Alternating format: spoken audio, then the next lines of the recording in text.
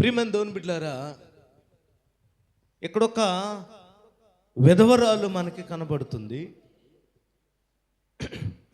ఈమె ఏంటంటే దేవుని మందిరమును విడవక, దేవుని మందిరమును వదలక ఉపవాసం ఉండి రేయింపవళ్ళు ఏం చేస్తుంది? సేవ చేస్తుంది. దేవునికి మహిమ కలుగును గాక. హల్లెలూయా. దేవుని యొక్క మందిరపు అనుభవం, దేవుని సన్నిధిలో ఉండే అనుభవం ఎంత విలువైందో మనకి ఎవరు నేర్పిస్తున్నారంటే ఈ విధవరాలు మనకి నేర్పిస్తుంది. రండి, మీ దగ్గర ఉన్న బైబిల్ ఓపెన్ చేసి 4వ అధ్యాయం 24 నుంచి మనం చదివితే, మరియు ఆయన, స్పష్టంగా స్పీడ్గా చదవండి. మరియు ఆయన ఏ ప్రవక్తయు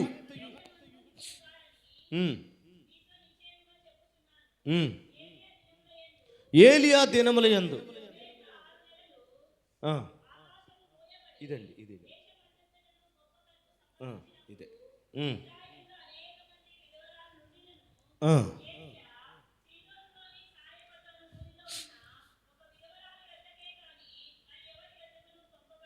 చాలు. దేవునికి మహిమ కలుగును గాక. ఇక్కడ మీకు ఆలోచించాల్సిన ఒక మాట ఉంది. అందులో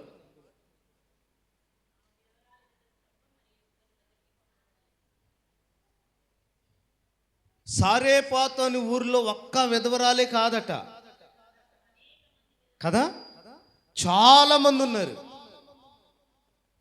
చాలా మంది విధవరాళ్ళు ఉన్నారు.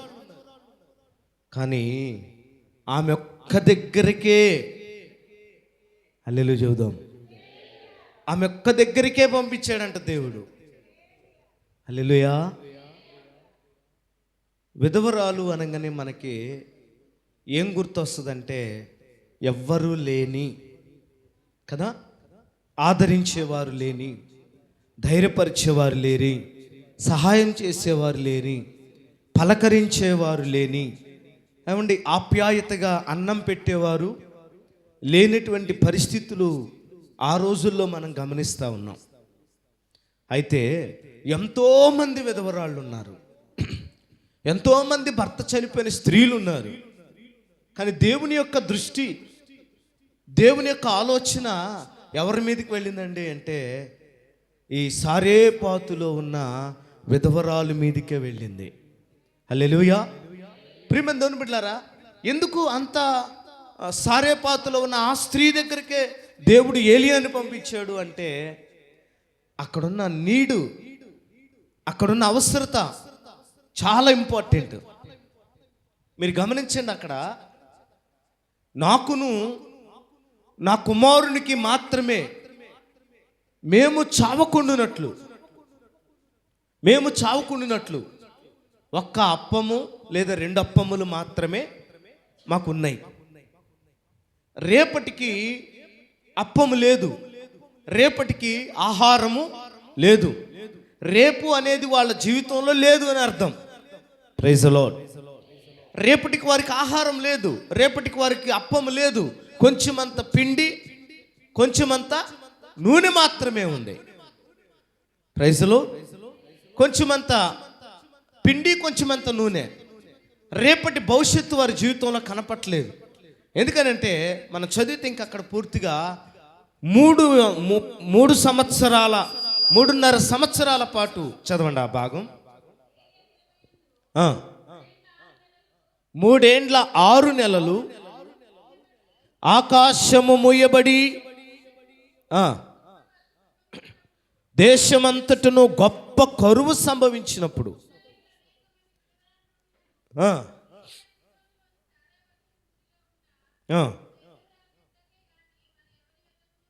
దేవునికి మహిమ కలుగును గాక.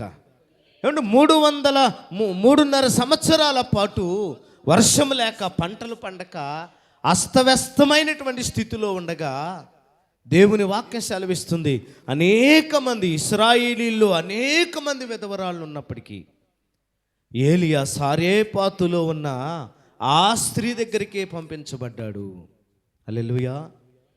ఈ భూమి మీద నీ ఇంటి పక్కన ఇరుగు పొరుగున సంఘంలో ఏమండి నీ చుట్టుపక్కల నీకు తెలిసిన ప్రాంతాలలో ఎంతోమంది ఏదో ఒక రకమైన స్థితిలో ఉన్నప్పటికీ నువ్వు మాత్రమే ఎందుకు పోషించబడుతున్నావు?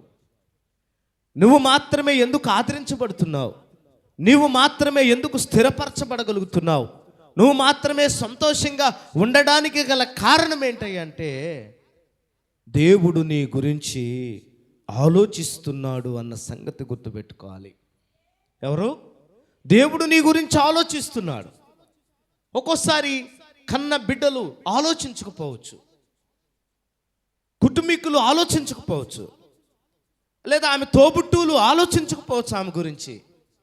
ఎవరు ఆలోచిస్తున్నారయ్యా అంటే దేవుడు ఆమె గురించి ఆలోచిస్తూ అనేక మంది స్త్రీలు ఉన్నప్పటికీ ఈ వాక్యం నీతో మాట్లాడుతుంది ఏంటంటే నలిగిపోయిన వారు, వేసారిపోయిన వారు, కరువులో ఉన్నవారు అనేక మంది ఉన్నప్పటికీ ప్రభు నీ యొద్దకు రావటానికి ఇష్టపడుతున్నాడు. ఈ మధ్యాహ్నం ప్రభు నీకు సహాయం చేయడానికి ఇష్టపడుతున్నాడు. ప్రభు నీ కన్నీళ్లు తొడవడానికి ఇష్టపడుతున్నాడు. దేవునికి మహిమ కలుగును గాక. హల్లెలూయా. అక్కడ ఎలీషా గురించి కూడా రాయబడింది. ఎవరి గురించి? ఎలీషా గురించి కూడా రాయబడింది. ఎలీషా కూడా ఒక విధవరాల్ని దర్శించాడు కదా. ఒక విధవరాల్ని దర్శిస్తే ఆమె పరిస్థితి ఏంటి? భర్త భక్తిపరుడు, చనిపోయేలోపు కొన్ని అప్పులు ఉన్నాయి, అప్పులు తీరకుండానే భర్త చనిపోయాడు. అక్కడ ఆమె స్థితిని దేవుడు చూశాడు, ఆమె పరిస్థితిని దేవుడు చూశాడు. చూసి ఆమె దగ్గరికి ఏమో ఎలీషాను పంపించాడు. బ్రతుకే లేని, బ్రతుకు తెరువే లేని, జీవితమే లేని ఆగిపోతున్న పరిస్థితిలో దేవుడు ఆమెను దర్శించడానికి ఎలీషాను పంపించాడు. సారేపాతులో ఆమెను దర్శించడానికి ఏలియాను పంపించాడు. ఇక్కడ చూస్తే ప్రియమైన దేవుని బిడ్డలారా, నిన్ను దర్శించటానికి, నీకు సహాయం చేయటానికి ఎంతోమందిని, దాతృత్వం కలిగిన వారిని, సావుకులను, విశ్వాసులను నిన్ను ఆదరించటానికి ప్రభువే ఏర్పాటు చేస్తాడన్న సంగతి మనం నమ్మాలి. దేవునికి మహిమ కలుగును గాక. చూడండి, ఎంతోమంది ఉన్నారు ఇశ్రాయేలులో, ఎంతోమంది ఉండగా నీ దగ్గరికే. ఎందుకంటే నువ్వు కావాలి దేవునికి, నువ్వు కావాలి దేవునికి. ఆత్మ సంబంధమైన, భూ సంబంధమైన భర్త ఈ లోకంలో కనుమరుగైపోతే సంఘానికి ఆధ్యాత్మిక సంబంధమైన భర్త ఎవరై అంటే యేసుక్రీస్తు అయి ఉండాలి. ఆమె విధవరాలు, ఆమెకు భర్త లేడు కాబట్టి ఆమె పరిస్థితి ఎలా ఉంది అంటే ఆదరించేవారు లేరు, సహాయం చేసేవారు లేరు, అన్నం పెట్టేవారు లేరు, ఏమంటే ఓదార్చేవారు లేరు. మరి ఇక్కడ ఎవరు ఆమెను దృష్టిస్తున్నారు, ఎవరు ఆమెను చూస్తున్నారు అని అంటే గమనించండి, యేసుక్రీస్తు లేని ప్రతి స్త్రీ, యేసుక్రీస్తును సొంత రక్షకుడుగా అంగీకరించని ప్రతి మనిషి దేనితో సమానం అంటే ఆధ్యాత్మికంగా చెప్తున్నాను, విధవరాలితో సమానం. మీకు తెలుసా బైబిల్, క్రీస్తు మనకేమై ఉన్నాడంట? భర్త అయి ఉన్నాడు. యేసుక్రీస్తు ఏమై ఉన్నాడు? సంఘానికి భర్త అయి ఉన్నాడు. భర్త లేడు ఆమెకి, క్రీస్తు లేడు ఆమెకి, క్రీస్తు ఆమె జీవితంలో లేడు, ప్రభు ఆమె జీవితంలో లేడు. కాబట్టి ఆమె వైరాగ్యము నొందిన వ్యక్తిగా కనబడుతుంది. ఇక్కడ మనకు రూతు కూడా గమనిస్తే ఎవరు గుర్తొస్తున్నారు? రూతును కూడా గమనించండి. రూతు సంఘానికి సాదృశ్యం అండి. రూతు సంఘానికి సాదృశ్యం. రూతుకు భర్త కావాలి. అందుకే దేవుడు మోయాబులో ఉన్నటువంటి భర్తను దేవుడు తీసుకురాల, బెత్లెహేములో ఉన్నటువంటి బోయాజును ఆమెకు భర్తగా తీసుకొచ్చాడు. దేవునికి మహిమ కలుగును గాక. ఈరోజు గమనించండి ప్రియమైన దేవుని బిడ్డలారా, మనము క్రీస్తును కలిగిన వారిగా ఉండాలి, క్రీస్తును ధరించుకున్న వారిగా ఉండాలి. ఆ సమరయ స్త్రీ భాగంలో కూడా ఇప్పుడున్న 5 నీకు భర్తలు కారు, నీకు ఇంకొక భర్త కావాలి. ఆ భర్త ఎవరో తెలుసా? సంఘానికి శిరస్సు యేసుక్రీస్తు, భార్యకు శిరస్సు భర్త. దేవునికి మహిమ కలుగును గాక.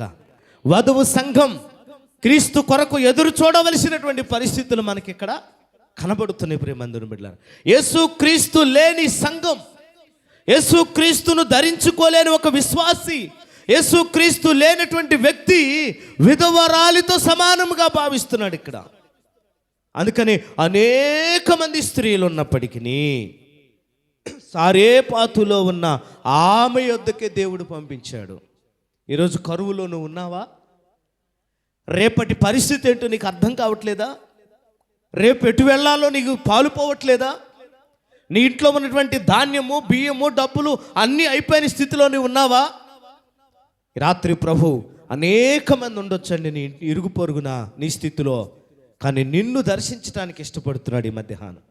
నీ పరిస్థితిని మార్చడానికి దేవుడు ఇష్టపడుతున్నాడు ఈ మధ్యాహ్నం. దేవునికి మహిమ కలుగును గాక. హల్లెలూయా.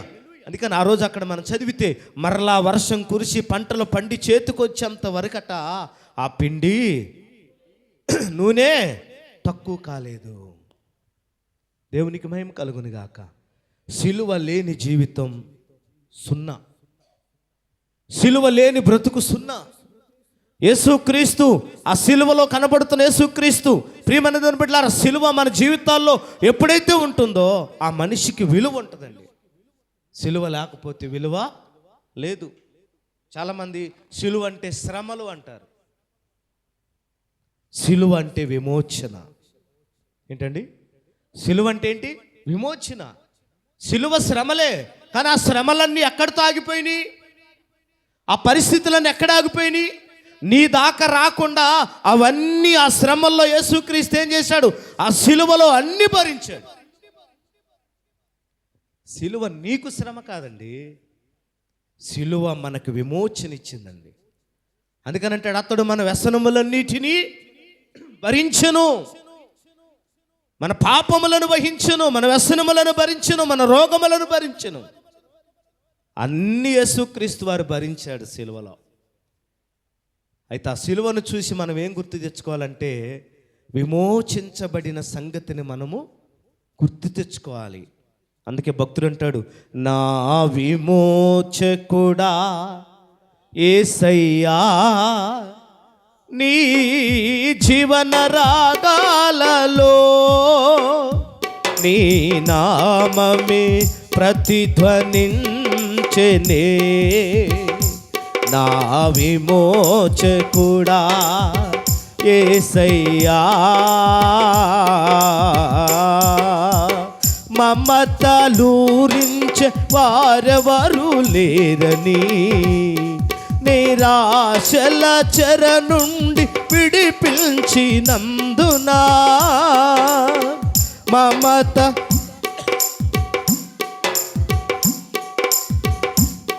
నిరాశల చెర నుండి విడిపించినందున, నీవు చూపిన నీ కృప నే మరువలేను, నిన్ను చూసిన నీ కృప నే మరువలేను, నా విమోచకుడా యేసయ్యా.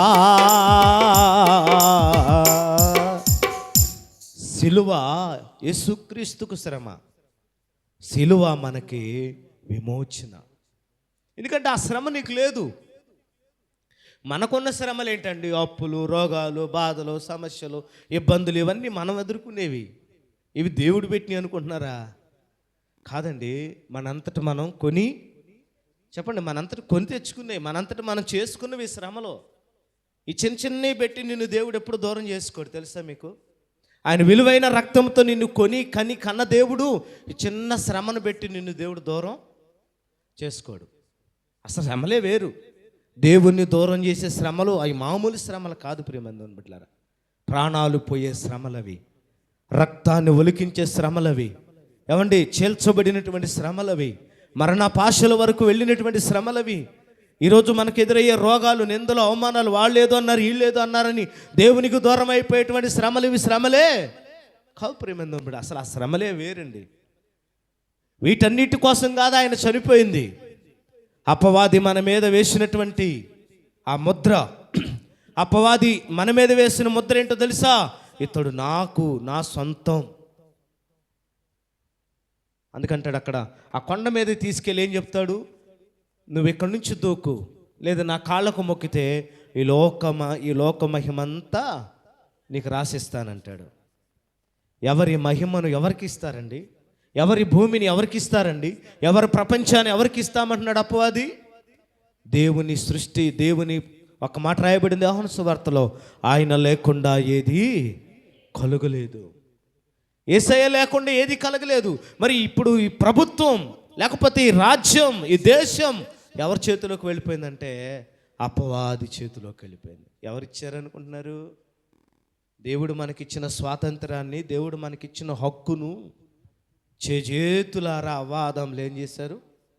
అపవాది చేతిలో పెట్టారు. అందుకే ఆ ముద్రలు విప్పుటకైనను చదువుటకైనను ఎవనికి శక్తి చాలిపోగా నేను చూస్తూ ఉండగా ఈలోపుగా యోధా గోత్రపు సింహం ఒకటి వచ్చింది. ఆ యోధా గోత్రపు సింహం ఏం చేసిందంట? వధించబడిన గొర్రెపిల్ల ఆ ముద్రలను విప్పివేసెను. దేవునికి మహిమ కలుగును గాక. మన అధికారాన్ని, దేవుడు మనకిచ్చిన స్వాతంత్ర్యాన్ని చిన్న చిన్న విషయాలకే బానిసలమైపోయి, పాపంలో శాపంలో బలైపోయి, దేవునికి దూరం అయిపోయి మన అధికారాన్ని అపవాది చేతిలో పెడుతున్నాం ప్రియమందుని బిడ్డలారా. కానీ యేసయ్య మనల్ని ఏం చేశాడంటే ఆ శిలువ మరణ పునరుద్ధానాల ద్వారా మన శాపాన్ని, పాపాన్ని కొట్టివేశాడు. దేవునికి మహిమ కలుగును గాక. కాబట్టి ఈ శ్రమలు అనేవి ఈ లోకంలో సహజంగా. అందుకే యోబు గ్రంథంలో అంటాడు, ఇదిగో ఎందుకు వస్తున్నాయా శ్రమలు? ఏందయ్యా బాబు ఇదేం శ్రమలు బాబు, దేవుని నమ్ముకోను అయినా ఏంటి కష్టాలంటే, శ్రమ ధూళిలో నుండి పుట్టదు, బాధ భూమిలో నుండి మలవదు, శ్రమ అనుభవించటానికి మనుషులు పుడుతున్నారు అన్నాడు. దేవునికి మహిమ కలుగును గాక. ఎందుకంటే లోకములో అపవాది ఉన్నాడండి. మన అధికారం అంతటిని అపవాది చేతిలో ఉందండి. అందుకని వాడు మనల్ని ఏం చేస్తున్నాడు? ఆనాడు 430 సంవత్సరాలు ఇశ్రాయేలుని ఎలాగైతే ఆ ఫరో శ్రమ పెట్టాడో, ఈరోజు అపవాది కూడా మనల్ని ఏం చేస్తున్నాడు? శ్రమ పెడుతున్నాడు, శోధిస్తున్నాడు. కరువు రూపంలో, కష్టాల రూపంలో, బాధల రూపంలో అపవాది మనల్ని శోధిస్తూ ఉన్నాడు. అందుకే ఇక్కడ వాక్యం సెలవిస్తుంది, అనేక మంది ఉన్నప్పటికీ ఇశ్రాయేలులో విధవరాళ్ళు సారేపాతులోనికే దేవుడు దిగి వచ్చాడు. ఈరోజు నీ ఇంటికి దిగి వస్తాడు ఆయన. ఈరోజు నీ కుటుంబంలోకి వస్తాడు.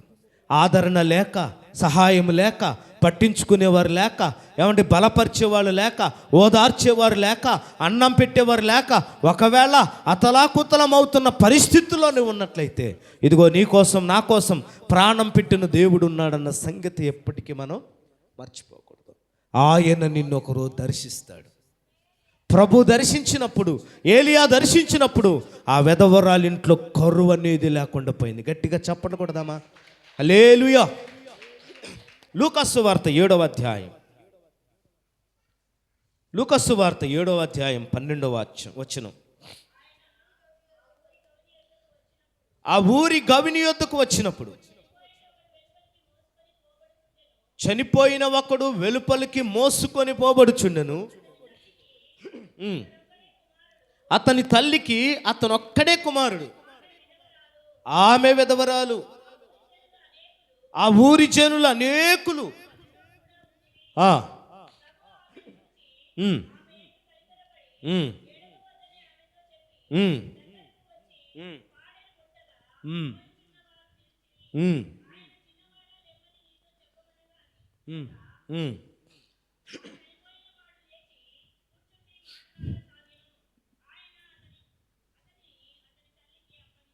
దేవునికి మహిమ కలుగును గాక. ఇక్కడ ఒక మాట మీరు గమనించాలి. అనేకులు ఉన్నారంట అక్కడ. ఏమండి? ఆమెతో అనేకులు ఉన్నారు. ఇక్కడ ఆమె ఒంటరిగా కనపట్లే మనకి. బంధువులు ఉన్నారు, స్నేహితులు ఉన్నారు, రక్త సంబంధులు ఉన్నారు, ఊరు వాళ్ళు ఉన్నారు, అందరూ ఉన్నారు. ఎంతమంది ఉన్నా కూడా ఆమె కన్నీళ్లు తుడిచేవాళ్ళు ఎవరు లేరు. ఆ పరిస్థితిని మార్చేవాళ్ళు ఎవరు లేరు. ఆ స్థితిని మార్చేవాళ్ళు ఎవరు లేరు. ఈరోజు మన జీవితాల్లో కూడా చాలామంది ఉన్నారు.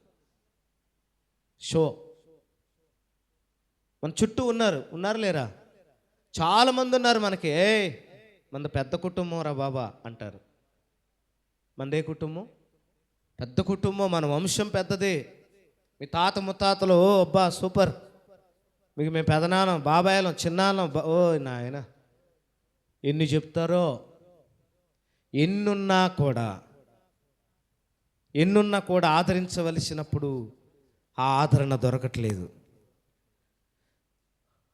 అన్నీ కోల్పోయినప్పుడు ఆ సహాయం కనపట్లేదు. అందుకని ఆ రోజు ఆ బెతెస్దా కోనేటి దగ్గర పడిపోయిన వాడు ఒక మాట అంటాడు, ఎవరైనా వచ్చి నాకు సహాయం చేస్తారేమోనని 38 సంవత్సరాలుగా నేను ఎదురు చూస్తున్నానయ్యా. ఎవరు లేరా? ఏమండి, 5 మంటపాలు ఉన్నాయి. 5 మంటపాల్లో ఎంత తక్కువ వేసుకున్నా ఒక్కొక్క మంటపంలో 100 మందికి తక్కువ ఉండరు. 100 మంది అక్కడ విడిగానే ఉండరా, బంధువులు ఉంటారు, స్నేహితులు ఉంటారు, పిల్లలు ఉంటారు, కొడుకు ఉంటారు, కూతురు ఉంటారు, అందరూ ఉంటారు. కానీ ఇతన్ని నీళ్లలో దించడానికి ఎవరూ లేరు. ఉండడానికి చుట్టూ ఉన్నారు జనం. ఇది గుర్తుపెట్టుకోండి ప్రియమందుని బిడ్డలారా. నీ కుటుంబం ఉంది, నీ బంధువులు ఉన్నారు, రక్త సంబంధులు ఉన్నారు, అన్నదమ్ములు ఉన్నారు, తోబుట్టువులు ఉన్నారు, అందరూ ఉన్నారు. కానీ పరిస్థితిని మార్చేవాడు కావాలి ఈరోజు. కన్నీళ్లు తుడిచేవాడు కావాలి ఈరోజు. ఆ పరిస్థితిని మార్చేవాడు కావాలి ఈరోజు. చూడండి, అనేకులు ఉన్నారు కానీ ఆమెకి ఎవరు కూడా ఆ పరిస్థితిని మార్చడానికి ఎవరు రాలేదు. యేసుప్రభట అక్కడ మనం గమనిస్తే ఆమె యేసుప్రభా నా కొడుకును బ్రతికించమని అడిగినట్టు మనకు అక్కడ దాఖలాలు లేవు. అటుగా వెళ్తున్నాడు, ఎదురుపడ్డాడు, ఆ తల్లి ఏడుపును చూశాడు. గట్టిగా చప్పట్లు కొడదామా? దేవునికి మహిమ కలుగును గాక. ఎందుకంటే అక్కడ రాయబడింది ఆమెకి ఇంకో ఎవ్వరు, చెప్పండి, ఇంకెవరు లేరు. నేనంటాను, బలగం అన్నీ ఉన్నాయని అనుకుంటే యేసయ్య నీ దగ్గర ఉండడం. నమ్ముతారా? నాకు అన్నీ ఉన్నాయి, ఆస్తులు ఉన్నాయి, ఐశ్వర్యం ఉంది, బంధువులు ఉన్నారు, స్నేహితులు ఉన్నారు, రక్త సంబంధులు ఉన్నారు, నాకు ఇంకెవరితో పని లేదనుకుంటే యేసుప్రభు నీతో ఉండడు. నాకెవ్వరూ లేరయ్యా, నువ్వే నాకు కావాలని అన్నప్పుడు యేసయ్య నీతో ఖచ్చితంగా ఉంటాడు. హల్లెలూయా చెప్పండి. నిజంగా మీరు నమ్మాలి. నువ్వు నా వాళ్ళు ఉన్నారని అటువైపు నువ్వు ఆలోచిస్తున్నావు, మా వాళ్ళు ఉన్నారని అటువైపు నువ్వు ఆలోచిస్తున్నావు. వీళ్ళందరూ ఉంటారు కానీ నీకు ఆపదలో ఆదుకునేవారు ఎవ్వరు ఉండరండి. నీ కష్టాల్లో సహాయం చేసేవాళ్ళు ఎవరు ఉండరండి. ఏమంటే అవసరమైతే నేను పీడించేవాళ్ళు ఉంటారు. ఏం చేస్తారు? పీడించేవాళ్ళు ఉంటారు. నేను ఇప్పటికీ చూస్తూ ఉన్నాను, కొంతమంది ఫెన్షన్ రాగానే వచ్చి పడతారు కొడుకులు కూతుర్లు. అర్థమవుతుందా? తిట్టుకోమాకండి. ఫెన్షన్ రాగానే ఎవరు వస్తున్నారు? 1వ తారీఖు కనపడిన కొడుకు కూతురు మళ్ళా చివరిదాకా కనపట్ల, 30వ తారీఖు కనపడరు, 1వ తారీఖు వస్తారు. ఆ తల్లికి అర్థమైపోయింది, వీడికి 1000, ఏమకు 1000, అలా పనిచేసిద్ది. ఎవరిని ఆదరించాలండి? ఎవరు సహాయం చేయాలండి? ఆలోచించండి. రేపో మాపో చనిపోయే స్థితిలో ఏమన్నా వచ్చే 4000 పెన్షన్తో మందులని, మాకులని, బాడిగలని, ఆహారమని ఏదో సమకూర్చుకుంటుందని అనుకోకుండా ఎక్కడెక్కడో ఉన్న వాళ్ళందరూ ఆ రోజు వచ్చి గద్దల్లాగా తన్నుకుపోయేవాళ్ళు లేరా? మన్నించండి, ఒకవేళ మీరు ఎవరైనా అలా ఉంటే మిమ్మల్ని ఉద్దేశించి అనట్లేదు. నువ్వెప్పటికీ ఎలా ఉండకూడదు, నువ్వు ఎప్పుడు ఎలా ఉండకూడదు, నువ్వు ఎలా ఉండాలి. హల్లెలూయా చెప్దామా? ఆ వచ్చే 4000 కోసం నువ్వెదురు చూడకూడదు. నువ్వు చెప్పాల్సిన మాట ఏంటంటే, ఒక తల్లిగా, ఒక తండ్రిగా, కొడుకుగా, కూతురుగా నువ్వు చెప్పాల్సింది ఏంటంటే, ఆ 4000 వచ్చినా రాకపోయినా నేనున్నానమ్మా అని చెప్పాలి. దేవునికి మహిమ కలుగును గాక. హల్లెలూయా చెప్దామా? ప్రియమందుని బిడ్డలారా గమనించండి. ఒకవేళ మన పరిస్థితులు బాగలేవు, అప్పులు ఉన్నాయి, శోధనలు ఉన్నాయి, ఇబ్బందులు ఉన్నాయి, వడ్డీలు కట్టాలి, తప్పులేదు, అప్పులు కట్టుకోవచ్చు. కానీ ఈరోజు చాలామంది ఎలాగ ఉన్నారంటే, తల్లికి ఆసరాగా ఉండవలసిన వాళ్ళు, తల్లిదండ్రులకు సహాయం చేయవలసిన వారు తల్లిదండ్రుల్ని పీడించుకొని బ్రతుకే కొడుకులు కూతుర్లు ఉన్నారు. మారాలి. దేవునికి మహిమ కలుగును గాక. మా అమ్మ ఇప్పటికీ చెప్తుంది, నాకు పెన్షన్ ఇంకా శాంక్షన్ అవ్వలేదయ్యా అంటే, నీకేం అవసరం అమ్మా అంటా. నేనైతే ఏమంటాను, నీకు ఆ పెన్షన్ వచ్చినా ఒకటే, వద్దు అవసరం లేదమ్మా, నేను బతికే ఉన్నాను, తమ్ముడు బతికే ఉన్నాడు, ఇద్దరు కొడుకులు ఉన్నారు, వాళ్ళు ఇచ్చే స్థాయిలో లేరు, మేమిద్దరం ఉన్నంతకాలం నీకు ఏ డోకా లేదు. దేవునికి మహిమ కలుగును గాక. నెల నెల ఎంతో కొంత పంపిస్తూనే ఉంటా అమ్మకి, మందులకి, వాటికి. అవసరం లేదమ్మా, నీ ఫంక్షన్తో నీకు అవసరం ఉందేమో కానీ మాకైతే నీ ఫంక్షన్తో అవసరమే లేదు. నేను అంటున్నాను, ఆమె ఏడుపు ఎవరికి అక్కడ కనపడలేదు. అనేకులు ఉన్నారు ఆమెకి, అనేకులు ఉన్నారు కానీ ఆమె కన్నీళ్లు తుడిచేవాళ్ళు కావాలి, ఆ పరిస్థితిని మార్చేవాళ్ళు కావాలి. ఆమె హృదయంలో ఒక బాధ ఉంటుంది. ఏంటి చెప్పండి? ఈ రోజు నుంచి నాకెవరు దిక్కు. భర్త లేడు అమ్మా, భర్త లేడు. కొడుకున్నాడు కదా అని కొడుకు మీద ఆశలు పెంచుకుంటే కొడుకు కూడా చనిపోయాడు. ఇంకెవరి కోసం బ్రతకాలి? ఇది పెయిన్, ఇది బాధ. ఆ బాధను చూశాడు యేసయ్య. హల్లెలూయా. నీ హృదయంలో ఉన్న బాధను నీ పక్కనున్న భర్త, భార్య కూడా గ్రహించరు కానీ, నీతో ఉన్న నీ పిల్లలు గ్రహించకపోవచ్చు కానీ, నీ హృదయ లోతుల్లో ఉన్న బాధను నువ్వు ఆరాధిస్తున్న దేవుడు మాత్రం గ్రహిస్తాడండి. ఆ బాధను చూస్తాడు ఆయన, ఆ దుఃఖాన్ని చూస్తాడు ఆయన. యేసు ఆ పాడెను ఆపాడు అక్కడ. అవునా? మోసుకుపోతున్న వారిని యేసుప్రభు ఏం చేశాడు? ఆపివేసి ఆ పాడెను ముట్టుగా మోస్తున్నవారు నిలిచిరి. సచ్చినోడిని బ్రతికియాల్సిన అవసరం ఏంటండి బాబు? ఆమె వెళ్ళి యేసుప్రభు నా కొడుకును బ్రతికించమని అడిగిందేమీ లేదు. నా దేవుడు ఎవరయ్యా అంటే, నువ్వు పిలిస్తే వచ్చేవాడు కదా ఆయన, నువ్వు పిలిస్తేనే వచ్చేవాడు కదా ఆయన. నువ్వు పిలవకపోయినా నీ యొద్దకు వచ్చేవాడు యేసుప్రభు. వెళ్ళి చెప్దామా?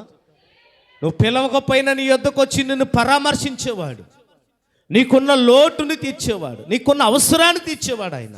ఆ పాడెను ముట్టగా ఆ పాడెను అక్కడ ఉన్న మోస్తున్న వారు నిలిచి ఆగిపోయి, ఆ చనిపోయిన వాడట లెగిసి కూర్చుంటే ఆ కొడుకు దేవుడు ఆమెను అప్పగించాడు. ఈరోజు ప్రియమంది బిడ్డలారా, అందుకే బైబిల్ రాయుడు వెధవరాలి పక్షముగా, చెప్పండి, వెధవరాలు పక్షంగా వ్యాజ్యమాడతాడు. వాక్యం వింటున్నా ఓ తల్లులారా, మీ పక్షంగా ఎవరు మాట్లాడకపోవచ్చు ఒకరోజు, నీ పక్షంగా నిలబడేవారు ఎవరు లేకపోవచ్చు ఒకరోజు. నువ్వు ఆరాధిస్తున్న దేవుడు ఎవరో ఒక రూపంలో నీ పక్షంగా యుద్ధం చేస్తాడు, నీ పక్షంగా మాట్లాడుతాడు. దేవునికి మహిమ కలుగును గాక. లూకా సువార్త 18వ అధ్యాయం 1-2 వచనాలు చదివితే, వారు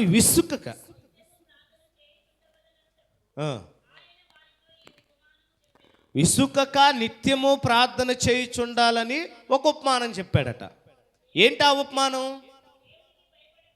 దేవునికి భయపడకయు, మనుషులను లక్ష్య పెట్టకయు ఉండు ఒక న్యాయాధిపతి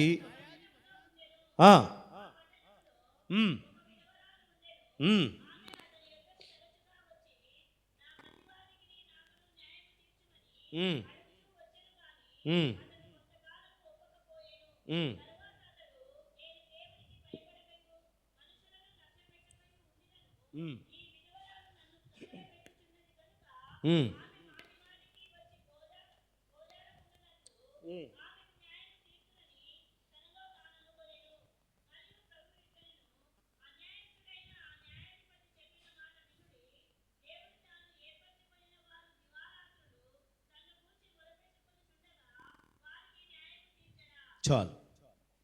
దేవునికి మహిమ కలుగును గాక. ఇక్కడ రాయబడింది, ఒక ఉపమానంలో ఏం చెప్తున్నాడు? ఇతను పట్టించుకోలేదట. ఆ న్యాయాధిపతి దేవునికి భయపడేవాడు కాదట, మనుషులకు భయపడేవాడు కాదట. చాలామంది అంటారు, నీ దగ్గర డబ్బులు తీసుకొని చెప్పాలి, నీ దగ్గర డబ్బులు తీసుకొని చాలామంది చెప్తారు, నువ్వు ఇస్తావు అవసరానికి. పాపం జాలి ఎక్కువ కదండి. షాలోం ప్రార్థన మందిరంలో ఉన్న వాళ్ళకి అపారమైన జాలి, ప్రేమ ఎక్కువ. హల్లెలూయా. ఇస్తావు నువ్వు 10,000, 5,000, 1,00,000 వడ్డీ కోదత చేయబదులు ఇస్తావు. ఆమేన్. సహాయం చేసే గుణం నీకు ఉంది, ఆదరించే గుణం నీకు ఉంది. అయితే తీసుకున్నటువంటి వాళ్ళు ఒక్కోసారి ఏమంటారు? ఇందాక అక్క చెప్పినట్టుగా, నేను చెప్పలేదండి, మిరియాం సిస్టర్ని అడగాలి తర్వాత. ఎవరికి చెప్పుకుంటావో చెప్పుకో. ఎవరిని పిలుచుకొస్తావో పిలుచుకురా. ఒక డబ్బు విషయమే కాదు, నీకు ఏ అన్యాయం జరుగుతుందో, ఏ విషయంలో నువ్వు ఇబ్బంది పడుతున్నావో, ఏ విషయంలో నీ పక్షంగా ఎవరు లేరని అనుకుంటున్నావో, ఒక ఉద్యోగాన్ని దొంగిలించారా, నీ వ్యాపారాన్ని దొంగిలించారా, నీ ఆస్తిని దొంగిలించారా, నీ ఆనందాన్ని దొంగిలించారా, లేకపోతే నీ స్వేచ్ఛను దొంగిలించారా, ఆధ్యాత్మికంగా ఎదుగుతున్న నిన్ను అడ్డుకట్టలేసి బంధించినటువంటి పరిస్థితులు చేసి నీ దిక్కున్న చోటకి వెళ్ళి చెప్పుకోమని ఒకవేళ నీకున్న పైవారు నిన్ను ఆజ్ఞాపిస్తున్నట్లయితే నువ్వేం చేయాలో తెలుసా? దేవునికి మొర్రపెట్టాలట. ఏం చేయాలి? ప్రార్థన ఆలకించేంత వరకు, సమాధానం వచ్చేంత వరకు ఆమెట గోజాడుతూనే ఉందట. దేవునికి మహిమ కలుగును గాక. ఏం చేస్తుంది? మాటి మాటికి ప్రభువా నాకు న్యాయం తీర్చయ్యా, నాకు సహాయం చేయ ప్రభు అని దేవుణ్ణి వేడుకుంటూనే ఉంది. ఒకరోజు దేవునికి భయపడని వాడు, మనుషులకు భయపడని వాడు ఏం చేశాడంట? వస్తాడు, కొట్టు చప్పట్లు గట్టిగా. నీ దగ్గర వేలు లక్షలు తీసుకొని ఈరోజు నీ కన్నీటికి కారణమైనటువంటి పరిస్థితుల్లో ఎవరైతే ఉన్నారో ఈరోజు ఈ ప్రార్థన చేయి. యేసయ్య పాదాలు పట్టుకొని గోచాడు. వాళ్ళే వస్తారు, ఫోన్ చేసి అడ్రస్ ఎత్తుక్కొని వస్తారు ఒకరోజు. అలా చెప్పండి, అడ్రస్ ఎత్తుక్కొని వస్తారు ఒకరోజు. ఆమెను చెప్తామా? నేను ఎప్పుడో ఒకళ్ళకి ఒక 6,000 ఇచ్చానండి, 7 సంవత్సరాల క్రితం, పాత మందిరం ఉన్నప్పుడు. దేవుడు చూపించాడంటే వచ్చినామయ్యా అన్నారు. వద్దులమ్మ నేను ఇవ్వలేను, నా పరిస్థితి బాగాలేదు. లేదు దేవుడు నిన్ను చూపించాడు, ఇంక నేనేం చేయాలి? అప్పుడు తెలియదు, నాకు చూపించినప్పుడు ఇస్తాలనే డైలాగు. నాకు దేవుడు చూపిస్తే ఇస్తాలన్న డైలాగ్ నాకు తెలీదు. సరే అని చెప్పి 6,000, లక్షలేం కాదులే, 6,000 ఇచ్చాను. వారానికి ఇస్తానన్న, బేస్తవారం తీసుకెళ్ళింది, మళ్ళీ బేస్తవారం ఇస్తానన్న. పోయింది. నేను అడగటం నాకు ఇష్టం లేదు, అడగను. నేను దబక్కని ఎవరికని ఇస్తే అడగను, వాళ్ళు ఇస్తారులే అని నాకు తెలుసు. అలాగే ఉండిపోయి నేను ఒక 1-2 నెలలు ఉండిపోయినా, మర్చిపోయిన 6,000 సంగతి. మళ్ళా గుర్తొచ్చింది, అమ్మగారు గుర్తు చేశారు, పలానాళ్ళకు డబ్బులు ఇచ్చారని. అడుగుతూ ఉంటే ఇంకెవట్లా, రేపు మాపు 2 సంవత్సరాలు పెట్టారు. 6,000 ఎన్ని సంవత్సరాలు? 2 సంవత్సరాలు అయింది. తీరా ఇంకా మనకి నెలకొక మీటింగులు అవి యానివర్సిటీలు జరుగుతూ ఉంటాయి కదా. నా ఖర్చు ఉంది, డబ్బులు ఇవ్వండి అన్న అంటే, నువ్వు ఎట కనపడుతున్నా, మా ఇంటికి వచ్చి డబ్బులు అడుగుతావు నువ్వు. ఎలాగంటే అలా మాట్లాడాడండి, భలే బాధ వేసింది. నేనేం చేయలే, ఆయనకి చెప్పా. నాకు ఆయన ఉన్నాడండి, మీకు కూడా ఉన్నాడా? నేనేం రాజుగారికి చెప్పను, ఎమ్మెల్యేకి చెప్పను, మంత్రికి చెప్పను.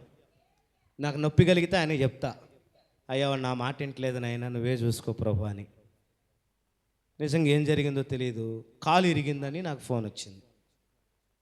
అలా కొడుకున్నాళ్ళే, అన్న ఇట్లా మా బాబాయ్ కాలు ఇరిగింది, నువ్వే ప్రార్థన చేయాలా. హల్లెలూయా. కారు తోలుతాడు ఆయన, కాలు ఇరిగిపోయింది. అయినా మారలా. మళ్ళా 2 నెలలు 3 నెలలు అయినా కాళ్ళ ఆవిడకి పక్షవాతం వచ్చింది. ఆమె కొద్ది కోలుకున్నాక డబ్బులు పట్టుకొని వచ్చింది, వడ్డీతో సహా. దేవునికి మహిమ కలుగును గాక. దేవునికి భయపడకయు, మనుషులను లక్ష్య పెట్టకయు ఉన్నటువంటి న్యాయాధిపతి మనసు ఒక్కరోజు దేవుడు మారుస్తాడు. అల్లెలు చెప్పండి. మనం ఏం చేయాలంటే అండి, ప్రభు పాదాలు పట్టుకొని గోచాడాలి. నీ కొడుకు దేవునికి భయపడ్డావు, నీ కూతురు దేవునికి భయపడదు, నీ రక్త సంబంధులు, నీ బంధువులు, అక్క చెల్లెలు ఎవరిని దేవుడు అంటే భయం లేదు. కానీ దైవ భయం కలిగేటట్టు దేవుడు చేస్తాడు. ఏం చేస్తాడు? దైవ భయం కలిగేటట్టు దేవుడు చేస్తాడు. దేవునికి మహిమ కలుగును గాక. అబ్రహాము గురించి మాట్లాడుతూ ఆదికాండంలో దేవుడు అంటాడు, అతడు ప్రవక్త, అతడు నీ కోసం ప్రార్థన చేస్తున్నాడు, తస్మత్ జాగ్రత్త. అతని భార్యను నువ్వు టచ్ చేయటానికి కూడా వెళ్ళలేదు. ఎలా వచ్చిందో అలాగ శారమ్మను నువ్వు తన భర్త దగ్గరికి పంపించు. దైవ భయం కలుగుద్ది ఒకరోజు. నువ్వంటే భయం లేకపోవచ్చు, కానీ నీ దేవుడంటే ఒకరోజు వారు భయపడతారండి. ఆ అద్భుతం నీ జీవితంలో చూడాలని అనుకుంటే నువ్వేం చేయాలో తెలుసా? విసికించాల, మాటి మాటికి గోజాడాల, ఇంకా ఆయన అనుకున్నాడంట, ఆమె మాటి మాటికి గోజాడకుండునట్లు ఆమెకు న్యాయము తీరుద్దాం, దేవునికి మహిమ కలుగునుగాక. నేనంటాను, పట్టుదల కలిగిన ప్రార్థన ఎవరైతే చేస్తారో, రోషం కలిగిన భక్తి ఎవరైతే చేస్తారో, సవాలుతో కూడిన తెగింపుతో కూడిన భక్తి ఎవరైతే చేస్తారో, పోయిన వారం చెప్పాను, సాధించే వరకు నిద్రపోని విశ్వాసం. యూట్యూబ్లో ఉంది ఆ వాక్యం, వినండి. కనీసం లైక్ చేయండి, లేదా ఆన్ చేసి వదిలేయండి టీవీ, మీ మొబైల్ సౌండ్ తగ్గించని వదిలేయండి. మేము విన్నాములే అని అనుకోకున్నా కూడా అలాగ వస్తూ ఉంటుంది, అలాగ వాక్యం చక్కగా. దేవునికి మహిమ కలుగును గాక. ప్రేమ దేవుని బిడ్డలారా, దేవుని వాక్యం సెలవిస్తుంది, సాధించేంత వరకు ఏం కాకూడదు, నిద్రపోకూడదు. నువ్వు కాదు, నీ విశ్వాసం. ఆ రోజు అదే జరిగింది. అప్పుడు అతను ఏమయ్యాడంట, దేవునికి భయపడ్డాడంట, మనుషులను లక్ష్య పెట్టి ఏమనుకున్నాడు, ఆమెకు న్యాయము తీర్తునని. ఈరోజు దేవుడు నీ పక్షంగా మాట్లాడుతున్నాడు. అన్యాయపు పరిస్థితుల్లో ఉన్నావా? నిందించబడిన వాడిగా, నిందించబడిన వ్యక్తిగా ఉన్నావా? సమస్తం కోల్పోయిన వ్యక్తిగా ఉన్నావా? అందరూ ఉన్నా ఎటువంటి సహాయం లేని వ్యక్తిగా నువ్వు ఉన్నావా? దేవుని వాక్యం సెలవిస్తుంది, ప్రభు పాదాలు పట్టుకొని గోజాడటం నువ్వు నేర్చుకోగలిగితే నువ్వు పొందుకోవలసిన ఆశీర్వాదాలు రెండింతలుగా నువ్వు పొందుకుంటావు. మేలుకరమైన జీవితాన్ని మనం జీవిస్తాం. హల్లెలూయా చెప్తామా? ఇంకో మాట చదవండి, ప్రార్థన చేసుకుందాం. 21వ అధ్యాయం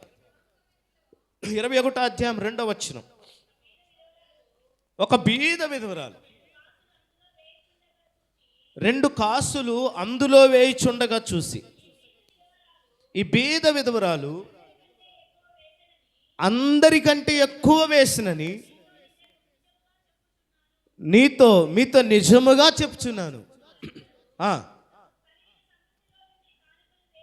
తమకు కలిగిన సమృద్ధిలో నుండి కానుకలు వేసిరి గాని ఈమె తన లేమిలో తనకు కలిగిన జీవనమంతయు వేసనని దేవునికి మహిమ కలుగునుగాక. ఎవరండి మా? అక్కడ రాయబడింది, క్లియర్గా రాయబడింది. ఏమని? బీద విధవరాలు జీవితమంతా, చెప్పండి, ఆమె జీవనమంతా, జీవితానికి కావాల్సింది ఇంకేం లేదు ఆమెకి. ఆమె ఏం ఫిక్స్ అయిందంటే, అక్కడ రేపటి గురించి ఆలోచించొద్దని దేవుని వాక్యం చెప్పింది. జీవితం అంతా దేవునికి సమర్పించింది. డబ్బుల గురించి చెప్పట్లే నేను ఇక్కడ. ఈరోజు మనం దేవునికి ఏమిస్తున్నాం? కొంత సమయమని ఇవ్వగలుగుతున్నామా? కొంత సమయం ఇవ్వలేకపోతున్నాం. కొంత దేవునికి పరిచర్యకు కొంత ధనం ఇవ్వలేకపోతున్నాం. దేవుని పనికి సహకరించలేకపోతున్నాం. మనకు మాత్రం కావాలి, వేలు కావాలి, లక్షలు కావాలని అడుగుతున్నాం దేవుణ్ణి. కానీ దేవునికి మనం ఏమి ఇస్తున్నాం? అని అక్కడ యేసుప్రభు ఎందుకు ఆమెను అడ్రస్ చేశాడు? యేసుప్రభు అంతమంది ఉన్నా మరి వీళ్ళు ఏమైనా ఫీల్ అవుతారేమో, లక్షాధికారులు ఉన్నారు, కోటీశ్వరులు ఉన్నారు, వాళ్ళందరూ ఏమైనా అనుకుంటారేమో అని అనుకున్నాడా? హల్లెలూయా చెప్దాం. దేవుని వాక్యం అండి. దేవుని వాక్యం చెప్పేటప్పుడు నువ్వు ఎదురుగా కూర్చున్న వాళ్ళు ఎవరైనా సరే నువ్వేదో అనుకుంటావని నేను మూసిపెడితే నన్ను దేవుడు మొట్టికాయ ఎత్తాడు. ఎవరో నేను చెప్పమన్నది నువ్వేం చేయాలి? చెప్పాలి. దేవునికి మహిమ కలుగును గాక. అని యేసుప్రభు అంటాడు, ఆమె ఉన్న 2 కాసులు వేసింది. అక్కడ దేవుని దృష్టిలో ఎవరండి గొప్పవారంటే, మీరేమో ఉన్న దాంట్లో కొంత తీసుకొచ్చి ఇచ్చారు, కానీ ఆమెకు ఉన్నదంతా వేసిందండి. అందుకే జీవగ్రంథంలో రాయబడిన ఆమె చరిత్ర. దేవునికి మహిమ కలుగును గాక. తమ జీవితం అంతా వేసింది, తన జీవితాంతం వేసేసింది. ఇంకా రేపటి సంగతి మర్చిపోయింది. రేపటి సంగతి దేవుడు ఎరుగంటాడు ఒక్కోసారి కొంతమంది. అంతయు వేసిందండి ఆ విధవరాలు. హల్లెలూయా. మరి ఆమెకేంటండి లాభం అంటారా? బైబిల్లో రాయబడింది, పరలోకములో ధనము దాచుకోవాలి, పరలోకములో ధనము సమకూర్చుకోవాలి. ఆ రోజు ఆమె వేసిన 2 కాసులు అక్కడున్న శిష్యులకు భోజనానికో, ఆ పరిస్థితి, ఆ మందిర మెయింటెనెన్స్కో, లేకపోతే అక్కడ ఉన్నదానికి ఉపయోగపడుతుంది కదా దేవుని పని కోసం. హల్లెలూయా చెప్దామా? హల్లెలూయా. ఏమంటే దేవుడు ఆమెను మెచ్చుకుంటున్నాడండి, ఒక విధవరాలని. మనం కూడా ఎలాంటి భక్తి కలిగిన వారిగా ఉండాలంటే మనుష్యులు మెచ్చుకునే భక్తి కాదు, దేవుడు మెచ్చుకునే భక్తి కలిగి ఉండాలి. దేవుని కోసం సమస్తం త్యాగం చేసేవారిగా ఉండాలి. ఆమెకు అర్థమైంది, ఇక నేను బ్రతికినా బ్రతకపోయినా పర్వాలే, నా దగ్గర డబ్బులున్నా లేకపోయినా పర్లా, నా దేవుని పని కోసం నేను వేసే ఈ 2 కాసులు దేనికో దానికి ఉపయోగపడతాయని అంతా వేసిందంట. అంతా ఇచ్చింది, తన మనసంతా ఇచ్చింది దేవునికి, తన జీవితాన్ని దేవునికి అర్పించేసింది, తన హృదయాన్ని దేవునికి అర్పించేసింది. ఇంక నీ కోసమే నేను బ్రతుకుతానయ్యా బ్రతికినన్ని రోజులని తన జీవితం అంతా ఇచ్చేసిందండి. అపోస్తలులు కూడా అదే చేశారు, వారి జీవితాలను ప్రభు సేవకి అంకితం చేశారు. 5 విధవరాళ్ళు లూకా సువార్తలో. ఎంతమంది? ఒకళ్ళు హన్నాను ప్రవక్తని ఒక విధవరాలు, 2 సారేపాతులో ఉన్న విధవరాలు, 3 నయీనాను అను ఊరిలో విధవరాలు. లూకా సువార్త 18లో ఉన్న విధవరాలు, గోజాడిన విధవరాలు. మొత్తం 5 విధవరాలు ఉన్నారు. ఈ 5 విధవరాల గురించి లూకా భక్తుడే ఎందుకు రాశాడు? 5 విధవరాళ్ళు మిగతా సువార్తల్లో కనపడరు, ఒకళ్ళో ఇద్దరు కనబడతారు. డాక్టర్ అండి ఆయన. ఎవరు చెప్పండి? డాక్టర్ కదా. డాక్టర్ ఎప్పుడు కూడా మనకులాగా దబక్కన డిసిషన్ తీసుకోడు. టెస్ట్ చేసి పరిశీలన చేసి బ్లడ్ రిపోర్ట్ వచ్చినాకనే మనకు చెప్తాడు కదా. హల్లెలూయా. మరి ఆయన చదువుకున్నాడు, వైద్యుడు గనక ఏది మిస్ అవ్వకుండా రాశాడు. అందుకని 24 అధ్యాయాలు ఉంటాయి. ఎందులో? లూకా సువార్తలో 24 అధ్యాయాలు ఉన్నాయి. యోహాను సువార్తలో 21 అధ్యాయం ఉంటుంది. మార్కు సువార్తలో 16 అధ్యాయాలు, మత్తయి సువార్త 28 అధ్యాయాలు ఉంటాయి. దేవునికి మహిమ కలుగును గాక. ఎందుకు 28 అధ్యాయాలు పెరిగినాయంటే యోహాను గురించి రాయాల్సి వచ్చింది కాబట్టి. ఎందుకు? యోహాను గురించి, వారి పుట్టుక, యేసుక్రీస్తు యోహాను వారి పుట్టుక, యోహాను పరిచర్య అక్కడ ప్రారంభమైంది కనుక మత్తయి గారు రాశారు. ప్రేమ దేవుని బిడ్డలారా, ఏమండి, విధవరాలి గురించి కూడా దేవుడు రాశాడు బైబిల్లో. Praise the Lord. మనుషులు మర్చిపోయినా, తోబుట్టులు మర్చిపోయినా, ఏమన్నా అన్నదమ్ములు మర్చిపోయినా, కన్నబిడ్డలు మర్చిపోయినా, యేసయ్య పాదాల దగ్గర ఉపవాసం ఉండి మందిర సేవ చేసుకుంటున్న అన్నాను ఒక ప్రవక్తగా, దేవునికి మహిమ కలుగును గాక, ఒక ప్రవక్తగా దేవుని సేవ చేస్తూ తన జీవితాన్ని ప్రభు మందిరంలో వదిలేసింది. తన జీవితాన్ని, తనకున్నదంతా దేవుని సేవకు అప్పగించింది. ఏమీ లేని నిరుత్సాహ స్థితిలో, ఏమండి, ఎదురు చూస్తున్న సమయంలో ఏలియా ద్వారా పోషించబడింది ఒక విధవరాలు. అన్నీ అయిపోయి ఎవరు లేక ఉన్న కొడుకును కూడా పోగొట్టుకొని నిరుత్సాహంతో ఇంకెవరి కోసం బ్రతకాలనుకుంటున్న సమయంలో దేవుడు ఆమె జీవితంలో కార్యం చేసి చనిపోయిన కుమారుణ్ణి ఆమెకి అప్పచెప్పాడు. దేవుని వాక్యం ఒకరికొకలాగా ఉండదండి. విధవరాలు గురించి కూడా దేవుడు ఆలోచించాడు, పేదవారి గురించి దేవుడు ఆలోచించాడు, దరిద్రుల గురించి దేవుడు ఆలోచిస్తున్నాడు. ఈరోజు నీ గురించి ఎవరు ఆలోచించే వాళ్ళు లేరు అనుకోవద్దు.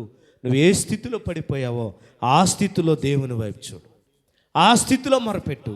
యేసయ్య ఖచ్చితంగా నీ కోసం ఒక ఏలియాను పంపిస్తాడు, నీ కోసం ఒక కృపరాజును పంపిస్తాడు, నీ కోసం ఎవరో ఒకరు దేవుడు ప్రత్యక్షపరుస్తాడు, నీ స్థితిగతులను మారుస్తాడు. అట్టి కృప దేవుడు మనకు దయచేయును గాక. ఆమేన్. అదాబ్చే లేచి నిలబడదాం.